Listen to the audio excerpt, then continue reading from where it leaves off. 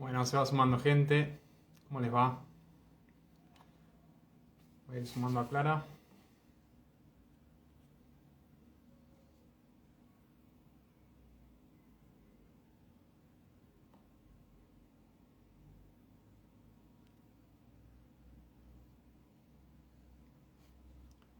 Hola Claudio.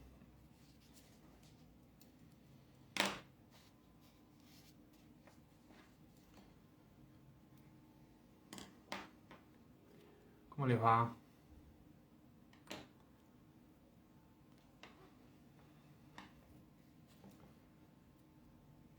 Ya son las 6:01. Así que vamos a esperar que se sume un poco más de gente.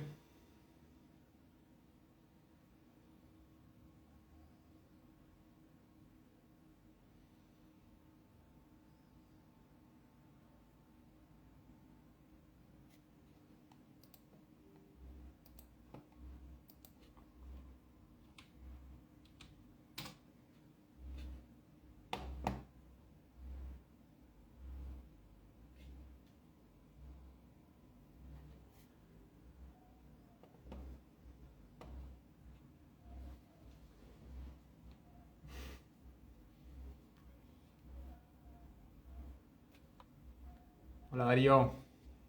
Bueno, ya somos unos cuantos. Qué bueno.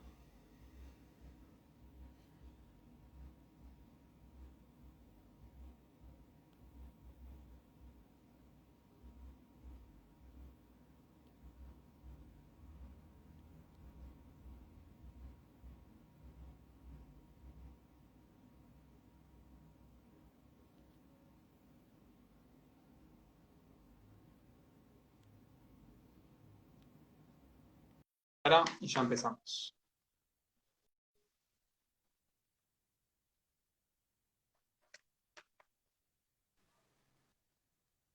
Hola Clara. ¿Cómo va? Muy bien, ¿vos? Muy bien. Acá con el agua preparada. Bien, fue una semanita bastante intensa. Vienen siendo varias semanas con mucho Sí, laburo, la verdad. Por suerte, ¿no? mucho lindo. Bueno, ya somos un montón, así que bueno, creo que ya podríamos ir empezando ahora en un minutito, así los que Dale. vinieron bien tempranito nos aburren. Sí, tal cual. Total, podemos charlar un buen rato, así A mí me que faltó el mate, yo podemos agua repetir ahora esta. nomás. Agua. Hace mucho frío acá en Tandil para agua, solamente. Acá está templado, hoy en remera todo el día casi. Ah, qué bien, qué bien. Es un otoño raro este, viste que está como Sí, súper gentil, al punto que por ahí está tardando más de lo habitual en venir el frío. Yo estoy ahí con unas plantaciones en stand-by hasta que venga el frío. seguro que vamos a mencionar eso en un rato, pero se nota, yo extraño los inviernos con muchas heladas desde el principio. Hasta ahora vino una helada en abril, creo que fue, y ya después nada. Sí, sí, sí, así es. Bueno, Algo que arrancamos. Después se van a ir sumando más seguro, pero bueno, ya arrancamos, así no hacemos esperar. Yo soy Arno Tomis, soy director del Molino, ya desde hace unos años, trabajo desde chico, cosas de la familia, pero bueno, me toca estar ahí al frente de varias decisiones hace un tiempo. Estudié en una agrotécnica y después estuve un poco en la carrera de ingeniería en alimentos y otro poco en la carrera de biología, hasta que, bueno, el laburo es muy absorbente y lleva mucho tiempo, así que sigo estudiando por mi cuenta todas cuestiones relacionadas a la biología y a los alimentos, obviamente también, investigando.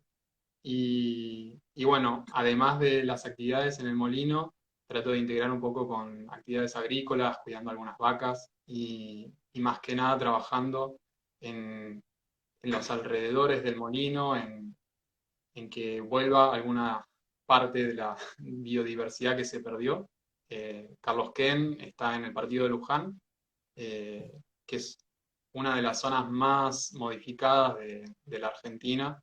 Se cultiva y se hace modificaciones en el ambiente hace ya muchos años, y modificaciones realmente intensas, así que hay muchísimo para elaborar en ese sentido.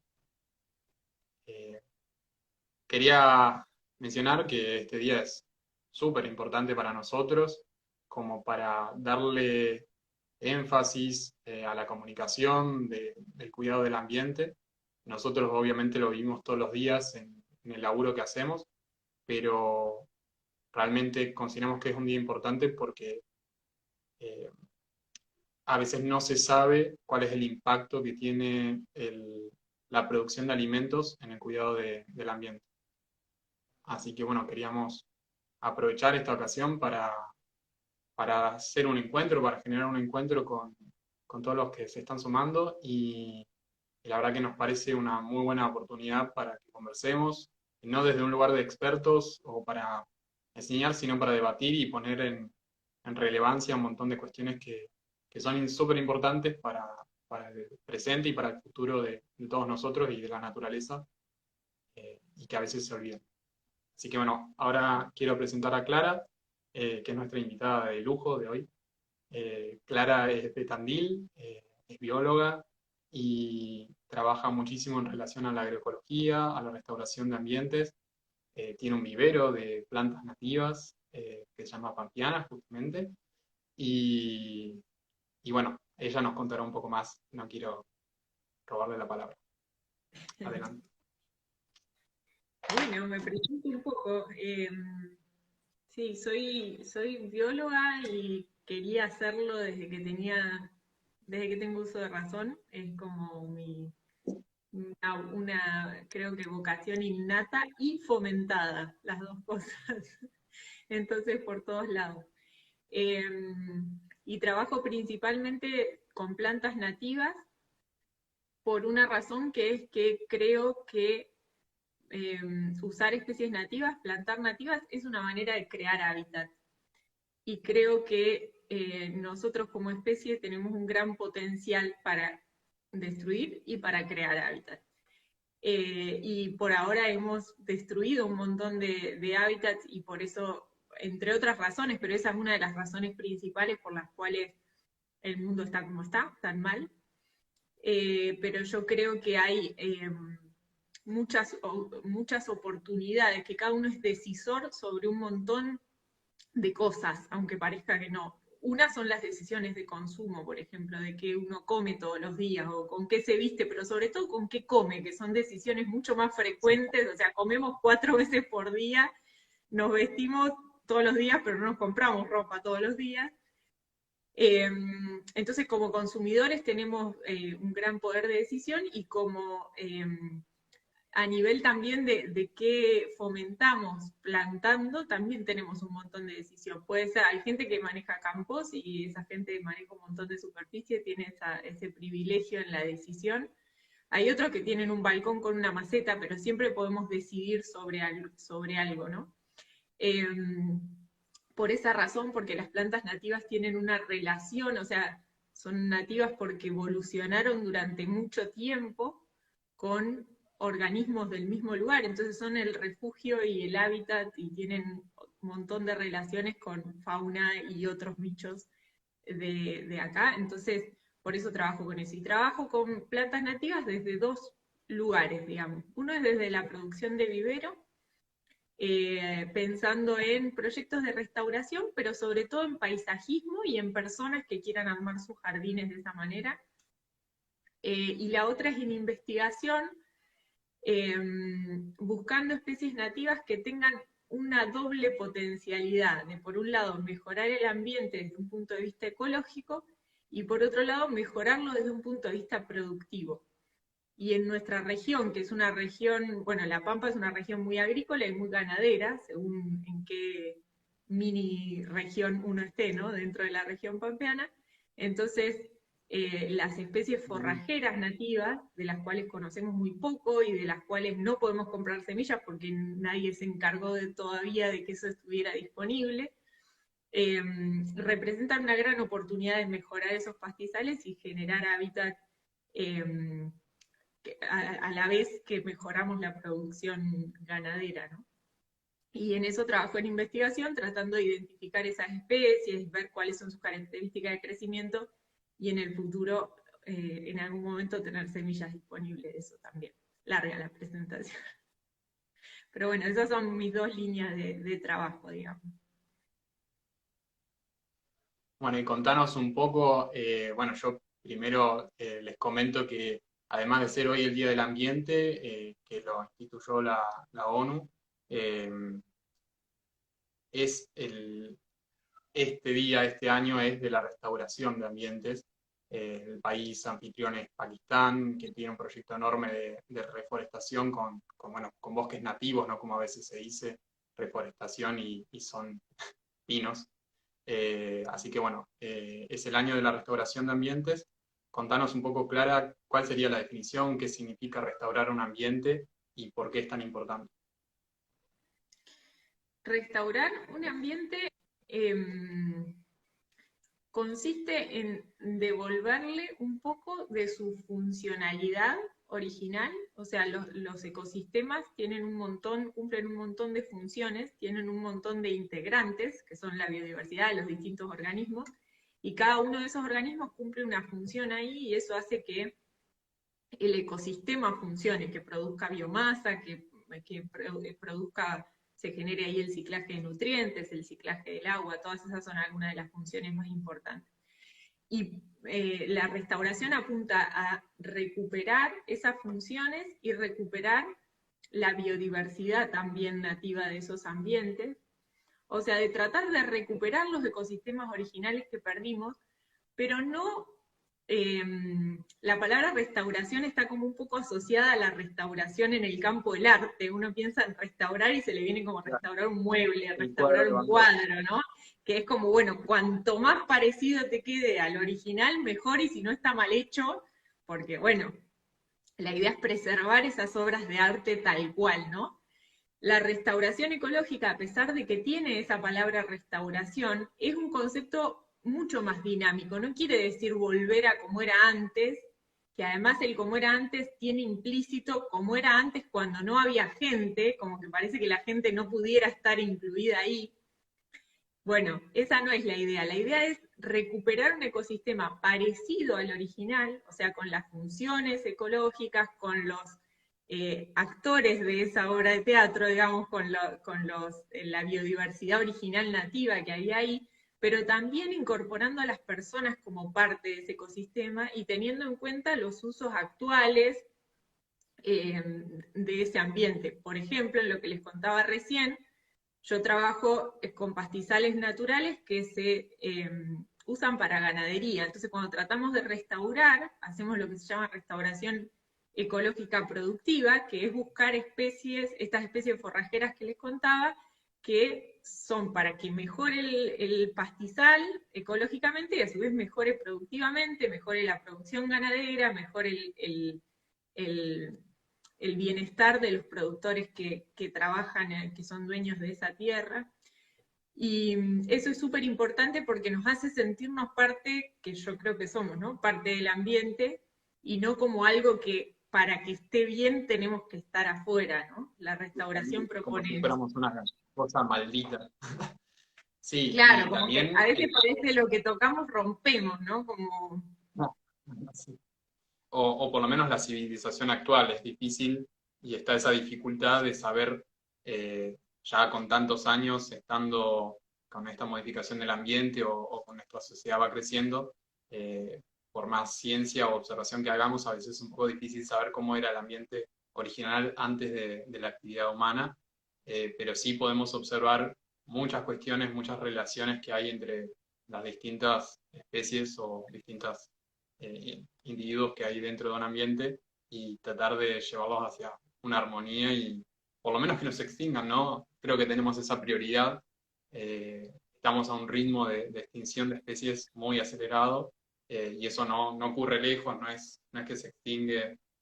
Alguien mencionó ahí el demonio de Tasmania o una especie así súper rara, sino que todos los días en nuestro país o, bueno, hay especies que están bajando los números a un ritmo muy Eso. acelerado y todos podemos hacer algo hoy para colaborar en que eso no ocurra, ¿no?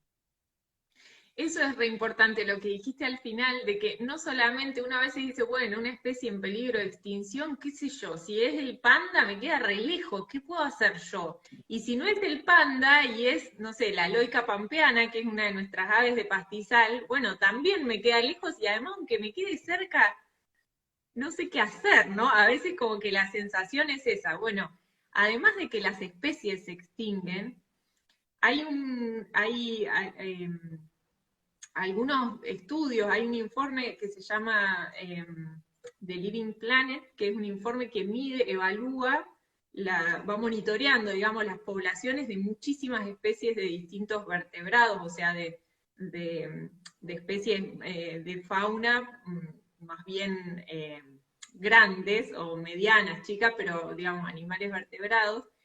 Y el informe del año pasado de ese índice dice que perdimos el 94% de la fauna en promedio en el mundo, en términos de cantidad de individuos, ¿no?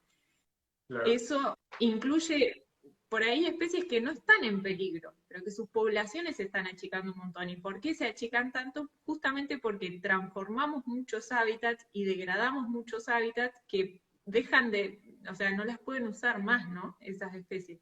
Entonces, en ese sentido, aunque no todos tengamos la posibilidad de trabajar con una especie amenazada o de reintroducir fauna o esas cosas que a veces uno también hasta duda qué efectividad real tienen, sí todos tenemos la posibilidad de crear hábitat, aunque sea para plantas y bichos chiquitos en la casa de uno, o de apoyar formas de producción que tiendan a eso, ¿no?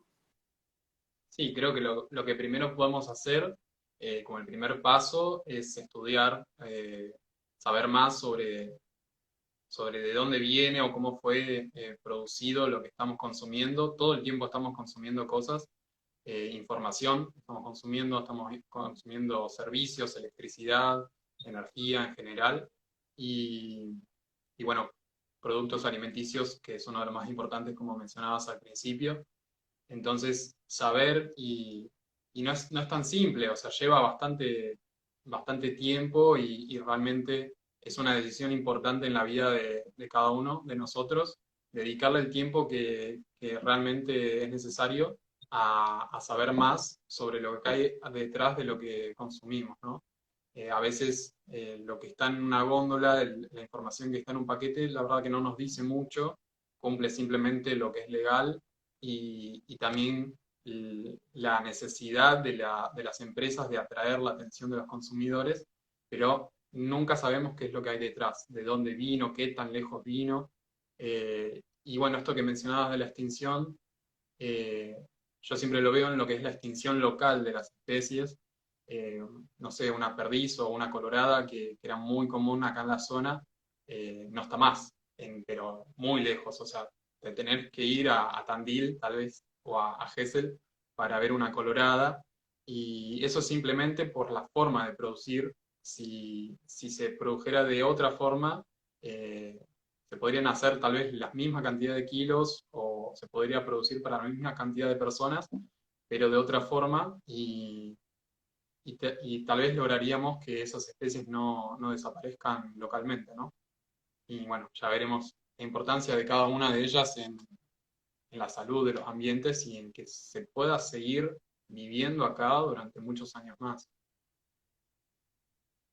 Sí, ahí en los comentarios alguien decía que sin ir más lejos los sapos, ¿no? Claro, no son especies en peligro de extinción o cosas así muy, los esfuerzos, muy raras, digamos.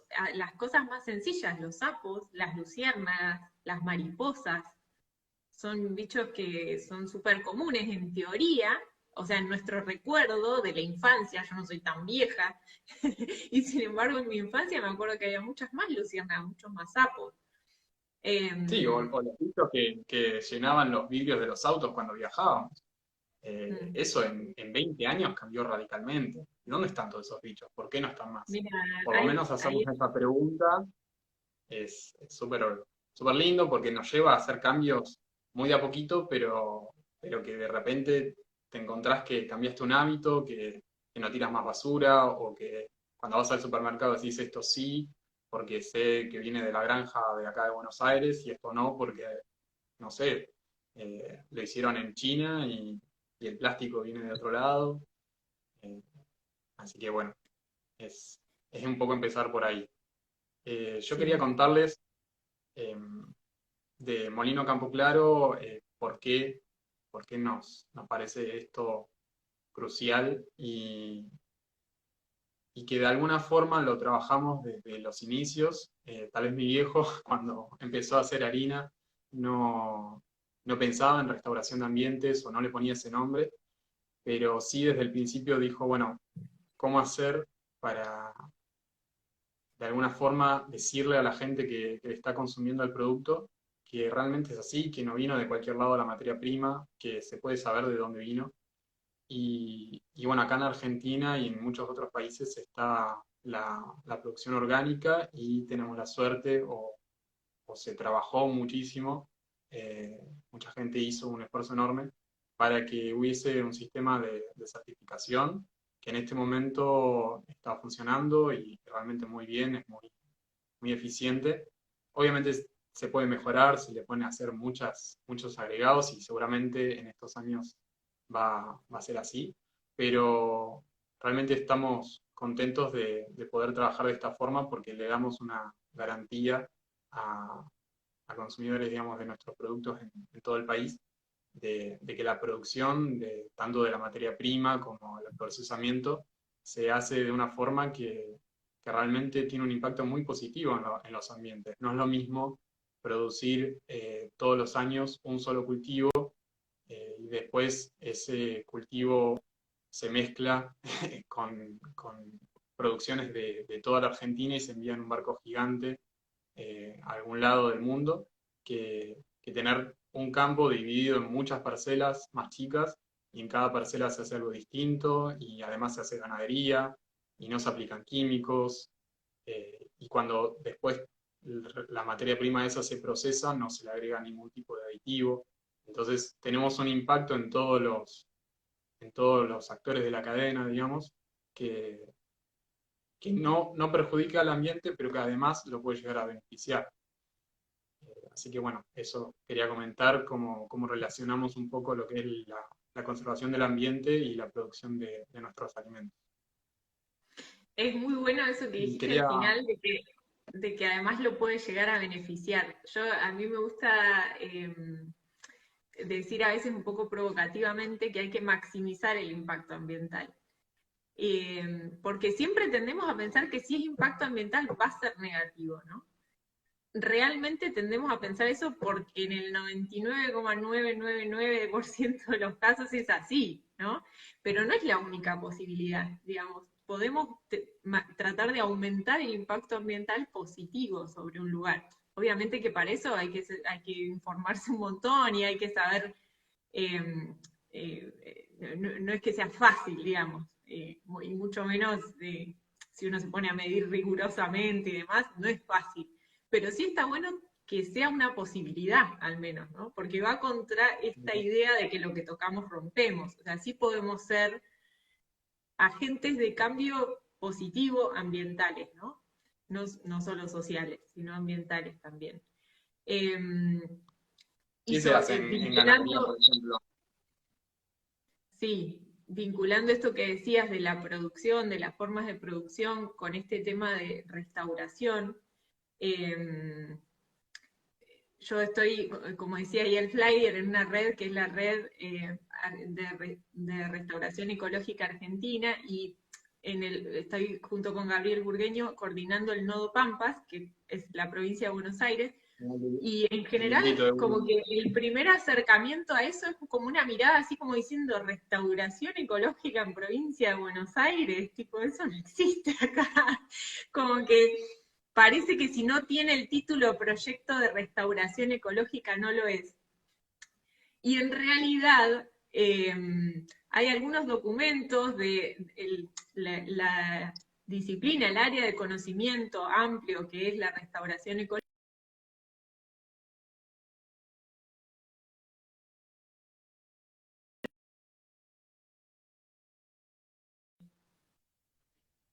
No sé qué toqué. Quería ver los comentarios nomás. Porque, no, bueno, esto de Suerte que que... no lo apagué. ¿Cómo? Suerte que no lo apagué. Bueno, Volvíamos a entrar. sigamos. Perdí un poco el hilo, pero ya lo voy a retomar.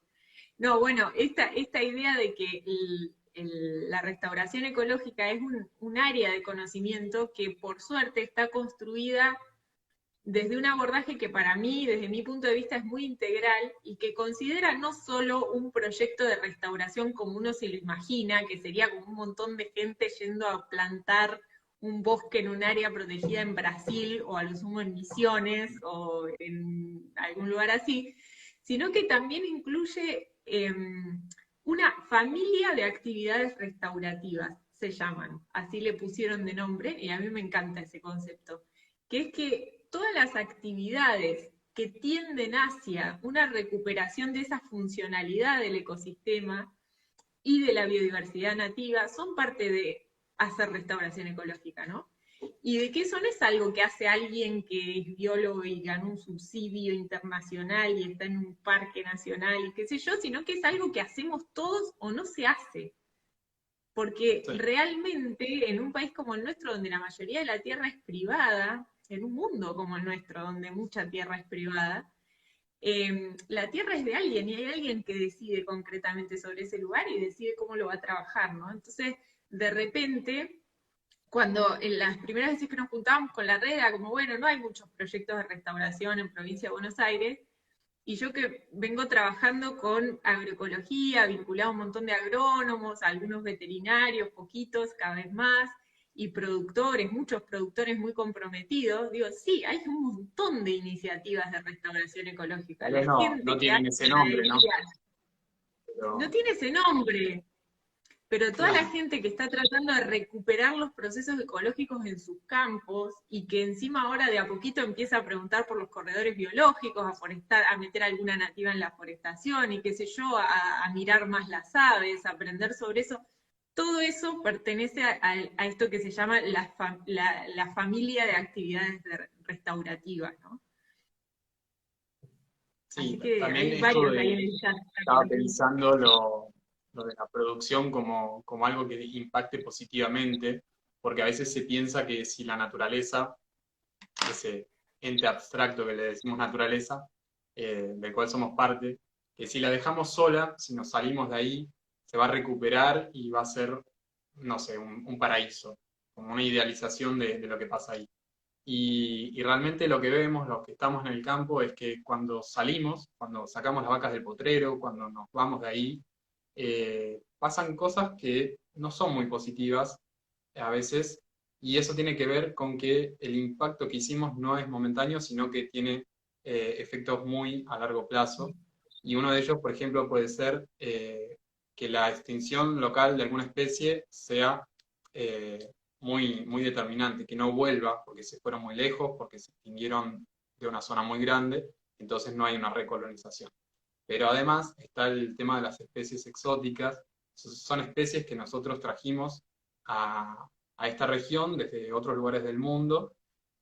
Hay muchos ejemplos, hay cientos, no sé si vos, Clara, te acordás, pero más o menos 700 especies declaradas exóticas e invasoras en Argentina, de todos los géneros No, y no familias. tengo ese dato, pero sí, Son hay muchas, muchas. son muchas, eso seguro. Y bueno, para citar ejemplos, por ejemplo, acá en Luján tenemos el acacio negro, que le llamamos, es una especie que se trajo de Estados Unidos, de Mississippi, para forestar, para generar paisaje, un jardín, y acá tiene un comportamiento realmente invasor. En 10 años, un campo que era un pastizal se te puede transformar en un bosque donde lo único que hay, o mayormente lo que hay, es ese árbol, y las otras especies, los pastos, las aves que estaban habituadas al pastizal, los insectos y demás, se van. No pueden tolerar esa densidad de árboles y bueno, se pierde muchísima biodiversidad. Entonces, si nosotros no estamos ahí, no estamos haciendo cosas, eso realmente tiene un impacto negativo. Así que bueno, la producción agrícola, la producción de alimentos puede un poco, siendo consciente de estos procesos, ayudar a que esas cosas no pasen. Y bueno, la producción ganadera o agrícola puede eh, evitar que crezcan estas especies invasoras y alentar a que estén las que son nativas del lugar. Sí, es importante eso que decís porque a veces cuando empezamos a hacer énfasis yo tiendo a tener una postura positiva porque me parece que si no la situación del mundo es horrible y uno con un montón de actitud negativa se paraliza. Entonces me gusta tener una actitud positiva, pero también realista, ¿no? Entonces, cuando uno habla de que podemos tener impacto positivo y qué sé yo, eso es una potencialidad, o sea, se puede, pero para lograr eso, o sea, no nos tenemos que dormir en los laureles. O sea, no es que, ay, Claro. qué lindo, entonces no, claro, es que yo mi impacto en realidad acá porque tengo vacas, ya porque tengo vacas, o porque sigo a Molino Campo Claro en Instagram o a Pampeanas, ya mi impacto positivo está bárbaro. No, no hay que dormirse en los laureles, implica, o sea, aportar al ecosistema, por ser una pieza con un efecto positivo o que genere efectos positivos en el ambiente, implica un gran compromiso y un compromiso con la observación y conformarse desde todas las maneras que se puedan. O sea, desde la observación es una fuente muy importante de formación, pero también los libros, la teoría, gente que sabe, charlas, todo eso es importante porque para esto, para ver cómo hacemos para que vuelvan las coloradas, ver quiénes son los que se fueron. O sea, si yo no me doy cuenta que antes del bosque de acacia había un montón de cosas, no puedo dimensionar el problema y tampoco puedo ver cómo solucionarlo. Entonces, por ejemplo, en los pastizales, ustedes saben que la región pampeana era una región de pastizales, sobre todo, ¿no? Eh, y en general hay como una sobreestimación del árbol, ¿no? Como que en nuestro imaginario colectivo como sociedad, el árbol es como el sumo de ser súper ecológicamente correcto, ¿no? Y parece que entonces plantar montes o hacer corredores es plantar montes, o una idea así, ¿no? Y en realidad en la región pampeana había como unas 70 especies de aves estrictas de pastizal, algo así. A Me veces, corregís si de no pastizal, es sí, así. más o menos. Solo de pastizal. O sea, Voy a aves buscar de un cable. pastizal son aves que necesitan vivir en los pastizales para poder cumplir su ciclo de vida. Una vez dice, bueno, el pájaro pobrecito tiene que tener el árbol.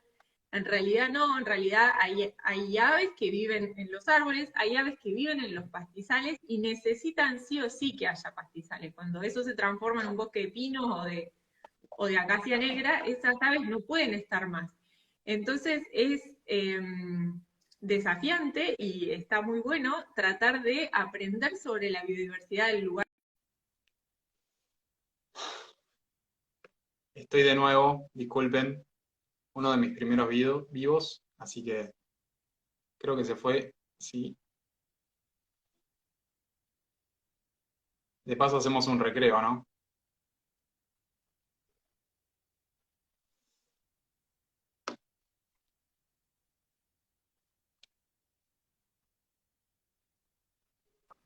Ahí estamos. Bueno, no les quiero ni contar lo que hice, el lío que hice con los cables. Eh, No sé si pero bueno, todavía no ya sé estamos si te acá. cancelaste vos o yo. No, yo fui. Desconecté el internet sin querer. Bueno, Sí, re bien. Bueno, perdimos algunos, pero ya se van a volver a conectar porque estaba todo calculado para que tomaran agua y un recreíto. un vivo con recreo es una novedad. Bien, muy bien. Sí, ¿viste? Bueno, a mí me gusta mucho la innovación, así que estoy ahí. Pierdo un poco el hilo, pero El libro, sí, perdón. básicamente en resumidas cuentas no dormirse en los laureles y para realmente tener un impacto así positivo sobre el lugar de uno, aprender, mirar, como buscar información. Eso, en resumidas cuentas. Se los había dicho más largo antes. Sí, tal cual. Como que la naturaleza, como que tenemos que ayudarla un poco en este momento, porque también sabiendo que nosotros somos parte de ella, no una cosa que está afuera. Y, y entender esos procesos es súper importante. Bueno, ya estamos casi todos, así que digamos, eh, ¿por dónde? Yo en un momento te pregunté si querías contar alguna práctica agroecológica que se haga justamente con este objetivo. Tal vez conoces más de producción ganadera porque es más de la zona de allá, de Tandil. Eh, Hay lindas reservas allá y se hacen laburos muy lindos en lo que es la pampa húmeda. Así que bueno, si te parece, contar un poco sobre Sí, eso. yo, ¿Cómo se pastorea? ¿Qué se hace para, en diferencia de otras prácticas? yo como les contaba, soy bióloga, entonces lo que hago en general en los campos en los que trabajo es un laburo más desde ahí, para resumirlo sería ver cómo aumentar la biodiversidad en los campos, ¿no? Trato de hacer, estoy empezando a hacer eso, suena como pomposo, ¿no? Pero bueno, es nuestro norte, después lo vamos logrando en mayor o menor medida. Gran parte de lograr eso tiene que ver con las prácticas productivas ganaderas y agrícolas que se hagan. Entonces, eh, lo que hago es trabajar con algunos vetes y agrónomos. Pero cuando empecé, esto es de los últimos 2, 3 años más o menos, cuando empecé a vincularme a lo que era la agroecología, a que me hiciera ruido esto de que los biólogos trabajábamos siempre en las reservas, nunca en la realidad, yo estaba en Bahía Blanca todavía, me empecé a vincular con agrónomos de la uni de allá y a entender algunas de las prácticas agronómicas que ayudan a tener un sistema más ecológicamente más funcional, ¿no? Ecológicamente, pero no desde el punto de vista de para mejorar el hábitat, sino para el funcionamiento del ecosistema, entendiendo que un sistema productivo es un agroecosistema, ¿no? Es un tipo de ecosistema manejado por gente. Bueno, en resumidas cuentas, 2 o 3 cosas que creo que son muy importantes en la actividad agropecuaria. Después les comento algo de la ganadería, porque en realidad empecé más en esta parte más vinculada a agrónomos, entonces más vinculada a lo agropecuario, a lo agrícola, perdón. Una cosa que es súper importante es que el suelo tiene que estar cubierto siempre. Eso mejora un montón de cuestiones, pero mejora uno de los problemas más obvios que uno piensa cuando la gente empieza a pensar, bueno, ¿cómo hago para no aplicar productos químicos? ¿Qué productos químicos hay? 2 grandes grupos. Uno son los biocidas, que son los productos diseñados para matar algo, pueden ser herbicidas, fungicidas, insecticidas, ¿no? Distintos tipos de biocidas, que son agrotóxicos. Y los otros son los fertilizantes, ¿no? Entonces, desde el punto de vista de los agroquímicos, uno de los mayores problemas es las malezas. Cualquiera que tuvo una huerta sabe que los yuyos, las malezas, las plantas espontáneas, como uno decirle maleza es medio subjetivo, pero bueno. Una Entonces, ¿qué bueneza. pasa? Las plantas espontáneas, que habitualmente se llaman malezas, son especies que tienen su función en el ecosistema, digamos, es cubrir el suelo desnudo. O sea, son especies que responden, que pueden crecer bien cuando el suelo está desnudo y tienen mucho recurso disponible, ese recurso suelo, y poca competencia. Cuando alguien dice que una maleza es muy invasiva, por ejemplo, no es verdad. Desde el punto de vista ecológico, no es verdad, porque en realidad no compite bien con otras. Lo que pasa no es que es invasiva, es que nosotros le damos las Coloniza. condiciones de suelo desnudo para que esa maleza aparezca para cubrir el suelo, ¿no? El decir para cubrir el suelo es una manera de decir, la planta no es que lo hace con esa intención, pero bueno, el ecosistema funciona de esa manera. Hay suelo desnudo, crece algo. Entonces, si no queremos que crezca algo, pues no tiene que haber suelo desnudo, ¿no? Tenemos que arreglárnosla para que ese suelo esté cubierto idealmente cubierto de cosas vivas. Entonces, si no ponemos cosas vivas que nosotros queramos, van a aparecer cosas vivas que no queramos. Entonces, lo mejor es hacer, por eso se habla tanto y hay tanta recuperación, incluso en la agricultura convencional, de los cultivos de cobertura, ¿no? Que es decir, bueno, en vez de tener un periodo en el que tengo que fumigar todo el tiempo para que no crezca nada, bueno, pongo algo que me interese. Y vinculado a eso, entonces una práctica es encadenar muy bien, hacer una buena planificación de los cultivos para que siempre esté el suelo cubierto, no solo de los cultivos, sino de los remanentes. Otra práctica que está más apuntada a el tema de la fertilidad es incorporar leguminosas en las rotaciones. Ustedes saben que el nitrógeno es un elemento muy abundante en el planeta, pero está en el aire en forma de N2, que es una forma química muy estable que está en la atmósfera, pero que las plantas no pueden utilizar. Entonces, el grupo de las leguminosas, que son todas las plantas con chauchas, con vainitas, todas las que se ponen, las arvejas, los porotos, las habas,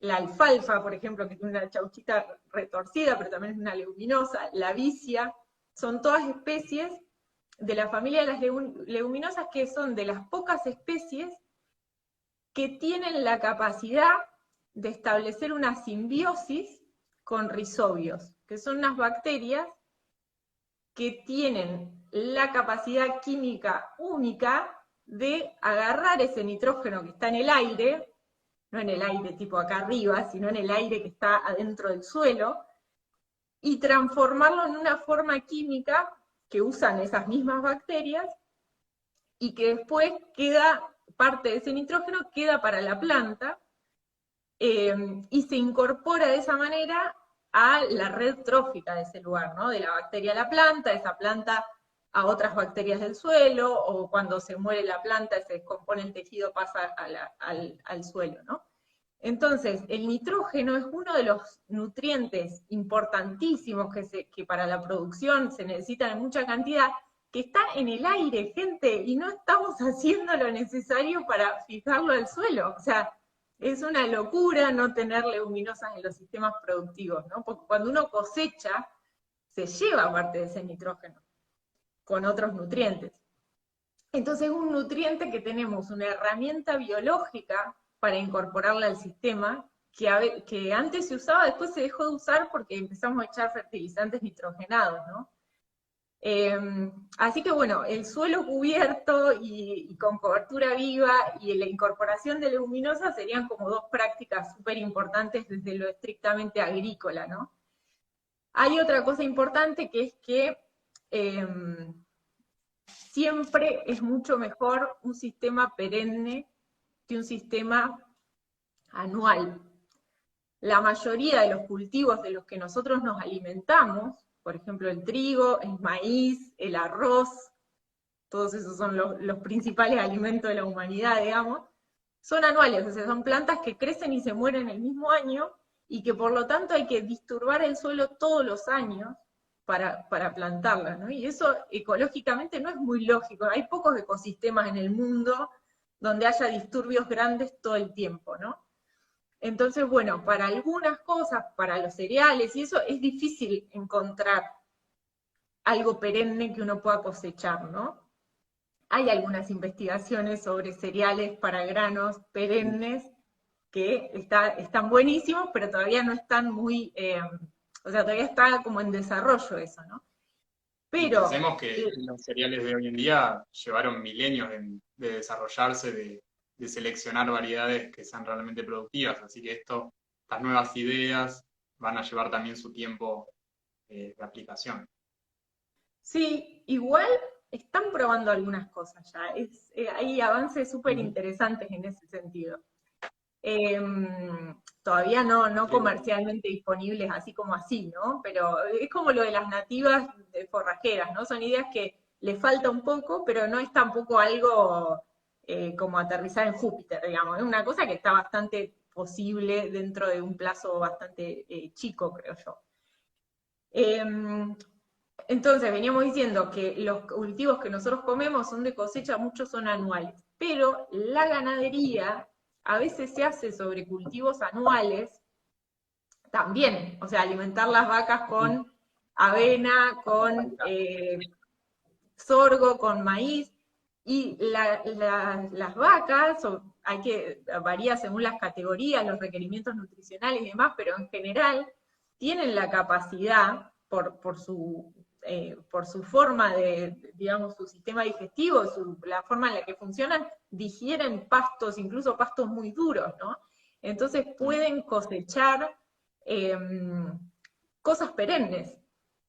Entonces, hacer ese cambio de la ganadería anual a la ganadería perenne, en términos ecológicos, o sea, en términos del funcionamiento del ecosistema, es muy importante. Y ahí viene todo esto todo este gran movimiento de la ganadería. Ahí otra vez, creo que no me están escuchando más. ¿Me escuchás? Sí. Sí. ¿Se cortó? Estoy viendo el chat. Bueno. No, pensé que se había congelado. Vienen todas estas formas de ganadería que están, por suerte, creciendo tanto últimamente, que ganadería agroecológica, ganadería sobre pastizales, manejo controlado por ambiente, manejo holístico, PRB, ganadería regenerativa, todos esos nombres son nombres de sistemas de ganadería que lo que hacen es trabajar sobre recursos más bien perennes y además respetar los tiempos de recuperación de las plantas, ¿no? Si ustedes piensan en ir por la ruta en un lugar donde haya ganadería y se imaginan las vaquitas, la imagen es como vaquitas y una alfombra verde abajo, ¿no? Tenemos como naturalizada la imagen de que la vaca puede estar sobre un pasto así. Es súper común. No es que ves eso y decís, ¡ay, no, mirá cómo está eso! No, es como lo normal para todo el mundo. Y eso es terrible. ¿Por qué es terrible? Se lo voy a decir de dos maneras que para mí son muy gráficas. Una es, si vos tenés 1 hectárea de paneles solares, capturás X cantidad de energía solar, ¿sí? Las hojas de las plantas son como paneles solares, son sistemas de captación de energía del sol. Si vos en vez de 1 hectárea tenés 5 hectáreas de paneles solares, capturás 5 veces más energía del sol. Entonces, cuando tenemos una plantita chiquitita así, con unas hojas chiquititas así, capturamos muy poquita energía solar. Y si siempre el potrero está cortito así, estamos perdiendo potencial de tener plantas que capturen más energía del sol, la transformen en biomasa y eso se transforma en alimento para las vacas, ¿no? Y para el ecosistema también, porque no es solo para las vacas, las raíces de esas plantas ahí están alimentando comunidades de microorganismos abajo, además de vacas arriba, ¿no? Entonces, manteniendo el pasto siempre corto, perdemos capacidad fotosintética. Es como si tuviéramos 1 hectárea de panel solar en vez de 5, ¿no? Entonces tenemos que cambiar esa imagen. O sea, tendríamos que manejar los pastizales o las pasturas con un buen volumen de pasto, ¿sí? Para tener más paneles solares, sería el resumen. Y lo otro que pasa con los sistemas más tradicionales, o sea, de que la vaca esté ahí y que medio que pastoree como quiera, es que la vaca hace lo que nosotros hacemos en un tenedor libre, que es comer asado y dejar la berenjena en escabeche, o sea, o papa frita y la ensalada de repollo, todo bien, pero no se agota tan rápido en el buffet, ¿no? Entonces, esto para decir, las vacas eligen. Las vacas, digo yo, así medio en términos generales, ¿no? Vaca, vaquillona, los terneros, todos eligen. Eligen lo que más les gusta. Y lo que más les gusta es lo más nutritivo para ellos, además. O sea, son buenos en eso, no se comen cualquier cosa, sino se comen en general lo más nutritivo. Entonces, al cabo de mucho tiempo, queda poco de eso. ¿Por qué? Porque hay una planta de, no sé, de flechilla o de pastobillo que les gusta, se la comen. Empieza a rebrotar, se la comen de nuevo. Empieza a rebrotar, siempre se la comen, y esa planta no tiene ni el espacio para rebrotar, ni el espacio para semillar.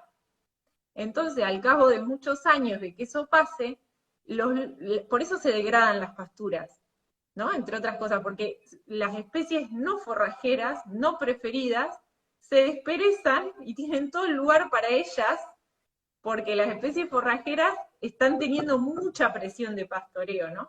Entonces, lo que hacen todos estos sistemas de pastoreo, vos por ahí, Arno, podés agregar desde tu experiencia, ¿no?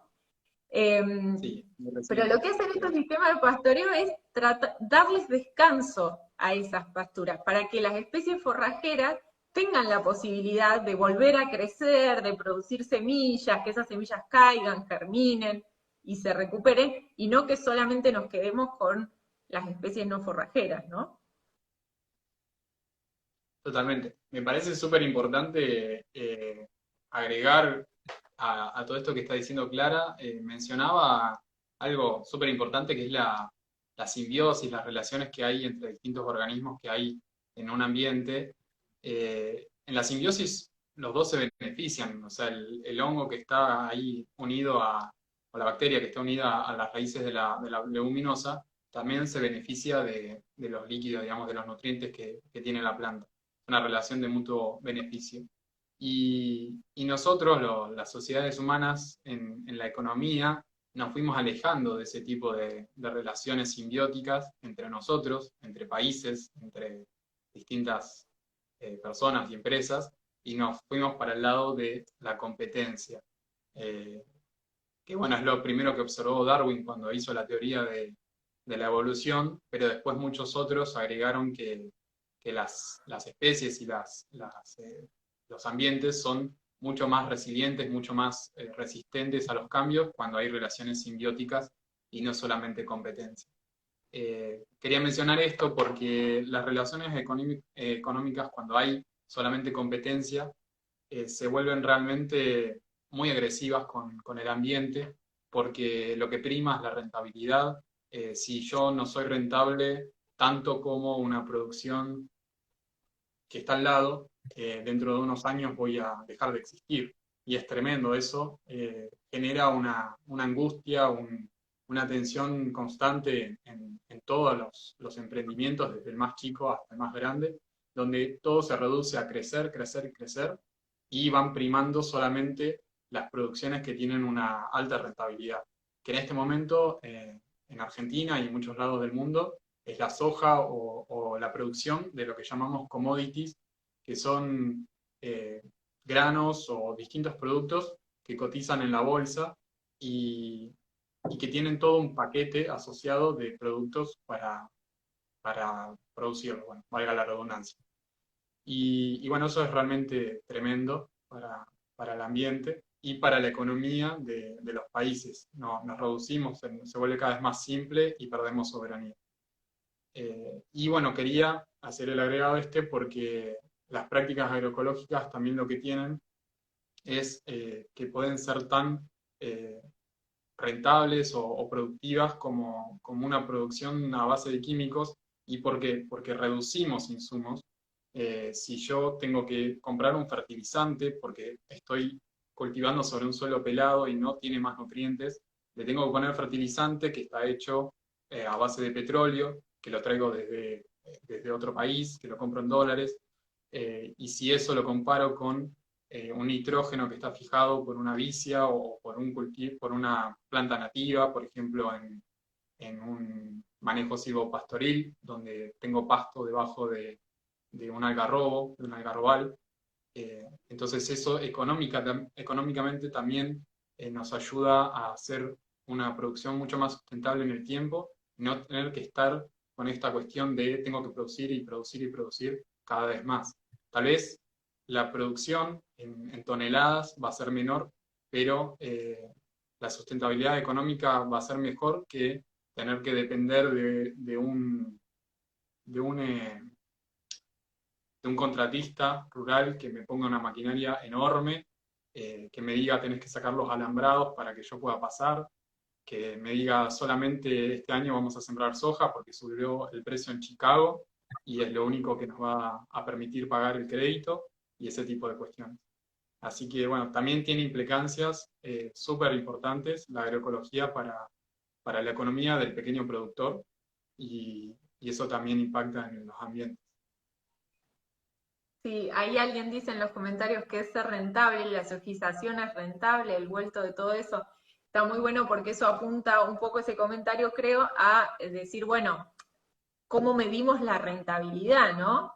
Sí, obviamente yo lo Porque decía solamente en lo que términos pasa con el modelo económicos. convencional es que externaliza muchos costos. O sea, hay costos que no están considerados cuando se calcula la rentabilidad. Pero miren esto, es interesante que hay gente, sobre todo la gente del INTA Barrow, del Grupo de Agroecología de allá, de Martín Zamora, de Agustín Barbera, ellos han hecho algunas cuantificaciones económicas sencillas, o sea, sencillas en el sentido de cuánto gasto, cuánto vendo y cuánto gano como margen bruto, ¿no? O sea, cuánto entra, cuánto sale y cuánto queda.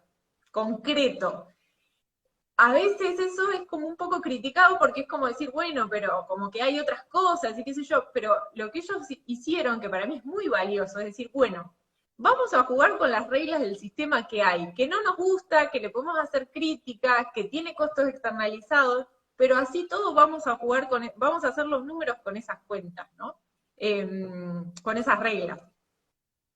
Y lo que pasa cuando hacemos eso, eso explica también un poco por qué la agroecología está creciendo tanto en la región pampeana, como los costos de producción son tan altos, pasa esto, ¿no? De que la producción en general baja un poco al principio, después se recupera cuando el sistema se estabiliza y deja de funcionar a base de insumos y empieza a funcionar a base de procesos ecológicos. Pero el costo baja tanto que aún usando la regla de juego del sistema como está, que es cuánto entra, cuánto sale, cuánto queda, eh, aún así los números dan, ¿no? Ni hablar si contamos otras variables, que son las que este sistema que externaliza costos no tiene en cuenta, ¿no?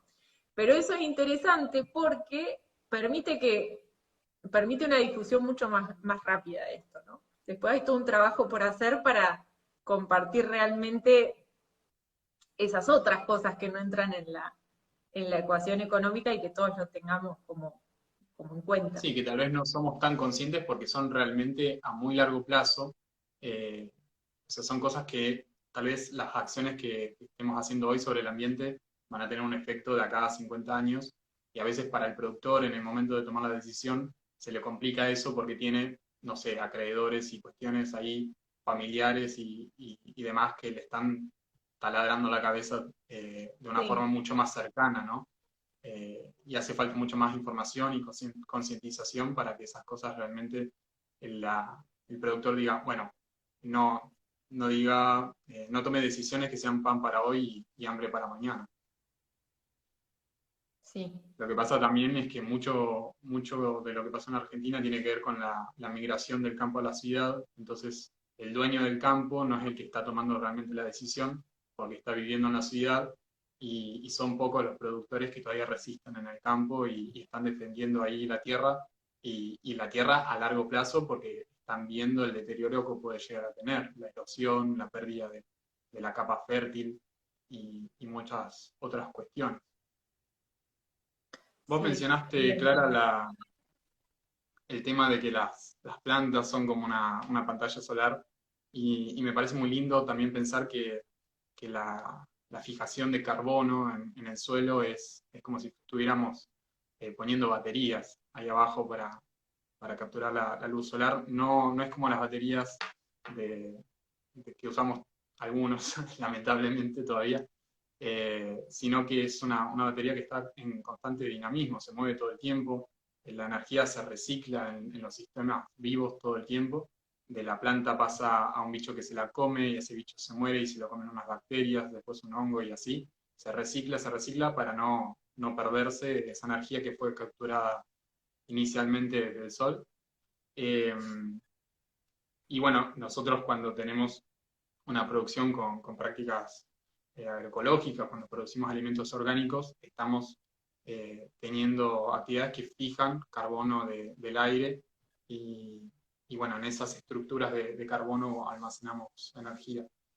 Así que bueno, también quería poner esa imagen que me parece muy buena de conservación y de también mitigación de los efectos del cambio climático que podemos tener con las prácticas agrícolas. Sí, eso es algo que está muy... hablábamos de, así como resumencito de lo que les decía, las prácticas agrícolas como el suelo cubierto y la incorporación de leguminosa, las prácticas ganaderas como esto de manejar el pastoreo para que los pastizales tengan, o las pasturas tengan tiempo de recuperarse, de recuperar volumen y de semillar para mantener el sistema perenne. El secuestro de carbono también es una variable que todos tenemos en la cabeza ahora.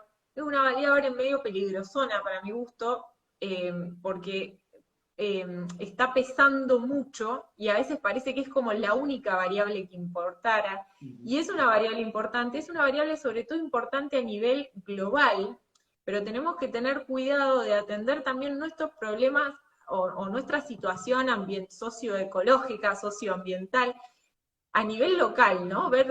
No solo importa el carbono, hay otro montón de cosas que tienen que ver con el entorno inmediato de uno que son importantes. Con esto quiero decir esto típico que a veces pasa, decir, tal árbol chino, el kiri va a salvar el mundo porque secuestra mucho carbono y eso es bárbaro. Sí, es bárbaro que secuestre mucho carbono, es cierto, pero hay otras muchas variables, como por ejemplo que una de estas especies exóticas invasoras, que resulta que crece tan rápido y secuestra tanto carbono que crece por arriba de todas las especies nativas que son más peticitas, que son más lentas, pero que pareciera que no secuestran tanto carbono, pero le dan hábitat a un montón de fauna y cumplen un montón de funciones en el ciclo hidrológico, en el ciclaje de nutrientes de esos lugares. Entonces, ojo con la variable del carbono, y también es una variable que es muy difícil de medir, o sea, porque una cosa es cuánto se mete al suelo, también hay emisiones, todas las actividades alrededor, o sea, medir las emisiones del secuestro no es solo en un sistema ganadero cuánto emite la vaca, cuánto fija la planta, sino todo el ciclo de emisiones alrededor de ese sistema productivo. Entonces son cosas complejas y a veces se aseveran cosas, como por ejemplo que el litio, que lo secuestra con demasiada... Es algo dinámico. Que esa batería no es un árbol donde el carbono está almacenado adentro del tronco y uno dice, bueno, acá tengo una batería de carbono, ya está. Eso es muy limitado y es lo que muchos miden, pero realmente a mí me gusta esto de pensar que un ambiente, un ecosistema con la biodiversidad original, en todas esas relaciones está moviendo energía, la está fijando para que no se pierda, y que bueno, eso comparado con un ecosistema simplificado, donde hay 4 o 5 especies ahí relacionándose, esto es un poco lo que quería mostrar con esto de la fijación de carbono. Sí. Con respecto a las prácticas también, que me preguntabas, están todas estas dos cuestiones más vinculadas a lo agrícola y a lo ganadero, y hay algunas cosas que yo propongo a partir de todo lo que he aprendido de muchos otros colegas que trabajan en estos temas, mucho trabajo de Fundación Vida Silvestre, de Pablo Preliasco, por ejemplo, pensando en cómo hacer para que la biodiversidad coexista en los campos, mucho trabajo de distinta gente que trabaja en esto. Y hay un documentito que hicimos con un montón, que después te lo puedo pasar y lo podemos facilitar de alguna manera, capaz que, no sé, sí, después de cuál esto es la manera de vamos a pasar algo así. Pero por ahí sí, claro, que es un documento sobre eso, cómo aumentar la biodiversidad en los campos, y tiene algunas sugerencias referidas a corredores biológicos, pero que cuando que en esta zona deberían ser pastizales, o sea, franjas de vegetación espontánea al costado de los cultivos, o cuando es un sistema ganadero así regenerativo, sustentable, el potrero mismo es un corredor, porque es un pastizal, y en ese pastizal pueden vivir un montón de especies. Hay algunas cosas referidas a qué especies nativas se pueden incorporar en los montes. Hay cosas que son súper sencillas, por ejemplo, hay grupos que trabajan con aves y especialmente con rapaces y en zonas más secas, que no son la de Cuenca del Salado o Buenos Aires, que proponen poner rampas en los tanques australianos. Es una pavada, una vez pones la rampa, pero hay un montón de mamíferos chiquitos y de aves que se ahogan cuando van a tomar agua a los tanques, se ahogan porque se caen y el borde es muy empinado, digamos, entonces poniendo una rampa, una vez los bichos se pueden como subir ahí, no se ahogan. Hay todo un tema también con la cuestión de los perros y los gatos, y el impacto que los perros y los gatos en los campos, en los campos es súper común que haya como muchos perros y que esos perros cazan, todos los perros cazan, entonces el impacto sobre la Sí, con fauna la es sola súper presencia importante. nomás. Si querés cuento un poco mi experiencia de los últimos años en los lotes de producción agrícola, que lo estamos armando, que estamos haciendo aumentar el rodeo, porque es un campo chico, y puntualmente quería contar mi experiencia con los gatos monteses. Muy poca gente, aún viviendo en el pueblo de Carlos Quén, que es un pueblo chico de 500 habitantes, conoce o sabe que vive entre nosotros esta especie, el gato montés, que bueno, es como nuestro predador tope acá en la zona. Y a mí me parece muy bueno que la gente sepa qué pasa si en el ambiente hay o no hay gatos monteses. El gato montés principalmente se alimenta de cuises, el cuis es como hámster, es el predecesor del hámster. Vamos a poner a simplificar por si alguno no conoce los cuises. Es como hámster, pero color gris. Y en un lugar donde no hay predadores, donde no hay zorros, no hay gatos monteses, los cuises crecen, pero en una cantidad enorme. ¿Y qué pasa cuando crecen así? Esa población se come absolutamente todo el pasto tierno que hay en el campo, en una pastura de ganadería o lo que fuera, y entonces lo único que queda es el arbusto, la chilca, bueno, puede ser un acacio negro o lo que fuera. Todo el pasto más tierno se lo comió el cuis, y lo que queda es el caraguatá y un arbusto. Entonces vos vas viendo que se va modificando el ambiente, y si llegás después de 5 años, lo que hay es un arbustal donde se perdió todo ese pasto, y ese pastizal era ambiente de un montón de otras especies que necesitan que solamente haya gramíneas, no arbustos. Y eso solamente porque faltaba el gato montés. Y eso yo lo pude comprobar a través de distintas observaciones, directas o indirectas, de lo que pasó antes y después de que hubiese gatos monteses. Así que me parece súper importante que conozcamos la fauna que hay y el impacto que tiene. Muchas veces cuando yo muestro una foto de gato montés, la gente le tiene miedo y dice, ¿y si me ataca? ¿Y qué pasa si yo me lo encuentro? ¿O me va a comer las gallinas? Y hay muchos productores agroecológicos o orgánicos que al no conocer en profundidad las relaciones que hay entre, o por qué existen o qué función cumple, entonces van y tratan de combatir la presencia del gato porque lo ven como una amenaza para su producción de gallinas, su producción, tal vez dicen, el gato me va a comer las ovejas, y eso nunca va a pasar. O en vez de cerrar el gallinero, van y le tiran los perros al gato, o también no tienen conciencia de que la presencia del perro doméstico, del gato doméstico, tiene un efecto negativo sobre la presencia del gato montés. Y obviamente nunca van a hacer la conexión, nos es difícil hacer la conexión entre la desaparición del gato y la pérdida de calidad de nuestros pastizales. Así que bueno, creo que todavía nos falta mucho, pero es una muy buena época también por la disponibilidad de información, tal vez hace 20 años nos hubiese resultado súper difícil imaginar que viéramos la cantidad de fotografías y videos y vivos de Instagram y ese tipo de cosas que tenemos hoy, y hay que aprovechar para conocer más sobre las especies originarias del lugar donde estamos, porque a veces en Discovery Channel y esas cosas nos muestran todo el tiempo los elefantes de África y no sé, una raya de Australia, y sabemos un montón sobre eso y cómo se ven y todo, pero no tenemos idea de cuál era la fauna original del lugar y cuál era la función que cumplía. O sea, si no lo sabemos, no lo vamos a valorar nunca. Sí, con eso hay un par de preguntas, Marcos, que es Sí, un creo que colega ya es hora de empezar a responder. nativas también en Azul, y Gastón, que también tiene un campo hermoso en Chascomús, preguntan ahí, o aportan sobre esto de los controladores, y Gastón pregunta ahí sobre las mulitas, los peludos. No es fácil, o sea, a veces uno tiene gallina, te la come un gavilán mixto, o te la come el gato montés, en el momento no te gusta, viene un peludo, te llena todo Se el rompe el campo de silobola. poco. Con los peludos pasa algo como con las malezas, ¿no? Como con las plantas espontáneas, dejamos mucho suelo desnudo y bueno, vienen plantas espontáneas.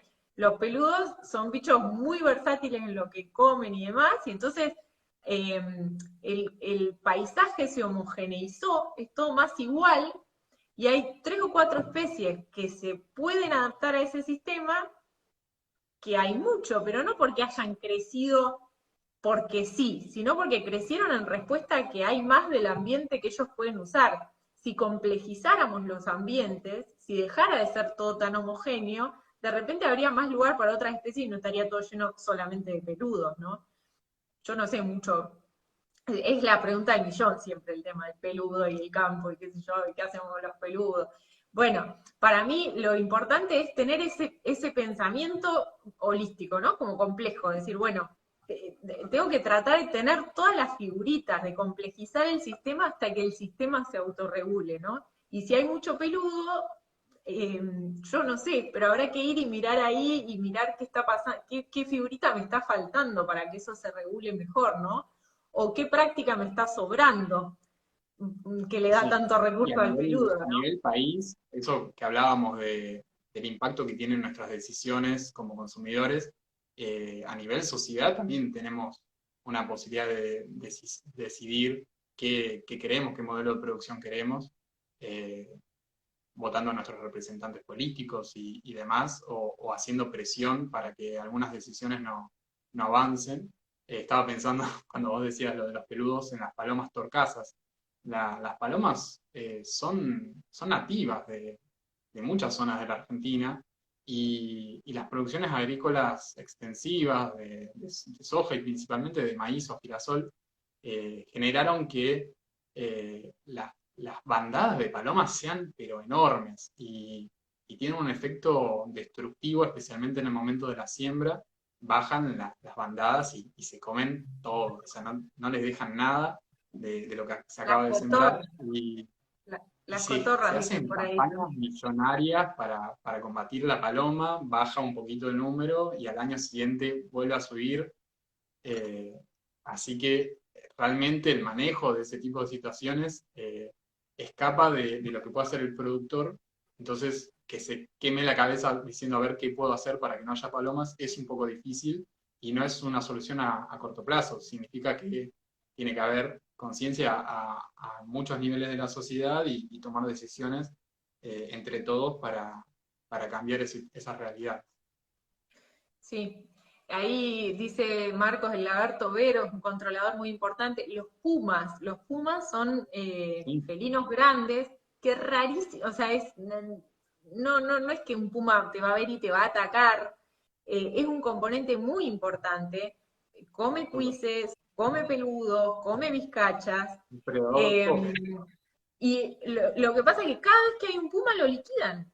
O sea, ¿por qué Sí. ir? ¿Por qué no? Porque por ahí, porque en una de esas, bueno, hay que buscar la manera de que si uno tiene animales domésticos, que esos predadores se van a comer, la solución no es matar el puma, la solución es ver cómo en tu contexto de producción, según tu disponibilidad de tiempo, tu infraestructura, el lugar donde estás y qué sé yo, cómo haces para solucionar eso. Hay algunos campos, bueno, hay una diversidad de soluciones. Yo creo que con el tema de los pumas y eso, puede ser interesante el tema de los perros entrenados para cuidar, no entrenados para matar pumas, sino entrenados para cuidar los rodeos de lo que quiere ser cuidado, ovejas o lo que sea.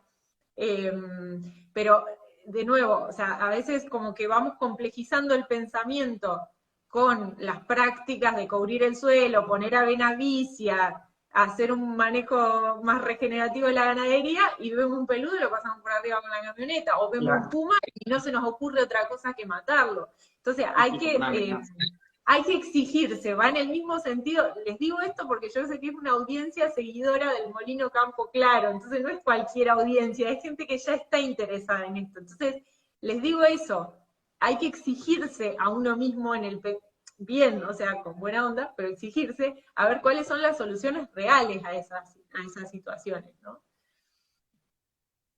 Sí, creo, los invito y los obligo a que determinen este vivo y pongan Red Yaguareté en Instagram o en cualquier medio, porque la verdad es buenísimo lo que hacen para no solamente investigar y proteger las últimas poblaciones de yaguareté en Argentina, sino también para que haya una convivencia lo más armónica posible entre el productor ganadero y el yaguareté.